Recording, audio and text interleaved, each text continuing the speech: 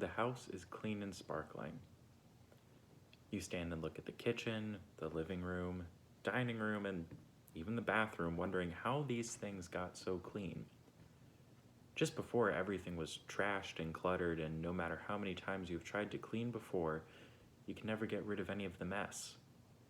Jesus, you say, how did you get this so clean?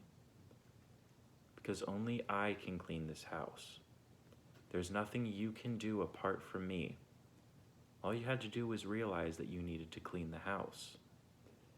You look at him, baffled, and realize how silly you have been trying to do this yourself. You start laughing, and Jesus joins in, and you revel in the cleanness that has descended upon your home. Remember, Jesus says in a moment of seriousness, a clean house can get dirty once again. As long as you come to me, you will be clean, but you must come to me. None can come to the Father except through me. He looks over at the rug, and you can't hide anything from me. You both laugh because how futile it was to try and hide the dust under the rug.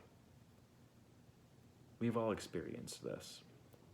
Cleaning is a never-ending process, and it feels like we are constantly doing it. We have all sinned and fallen short of the glory of God, and without his help, we cannot keep ourselves clean. Jesus explained this best to Simon Peter during the Last Supper. He came to Simon Peter, who said to him, "Lord, are you going to wash my feet?" Jesus replied, "You do not realize now what I am doing, but later you will understand."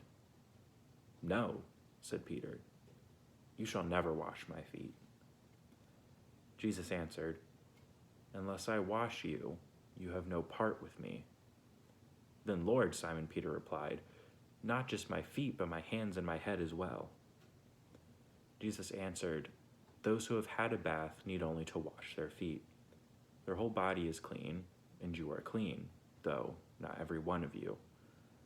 For he knew who was going to betray him, and that was why he said not everyone was clean.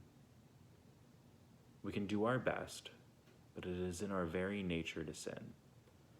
But once Jesus comes in, we can always be clean.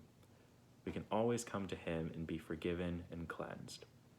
Once we have accepted him, that offer is always open.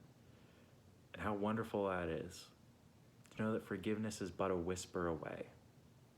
How wonderful it is that Jesus has torn the veil and opened wide the floodgates of forgiveness. So let us dance in the flood, the soap suds, and whatever else Jesus may use to make us clean, because it is a reason to rejoice, a reason to be thankful. Let us take this time to pray in thankfulness and then worship with rejoicing.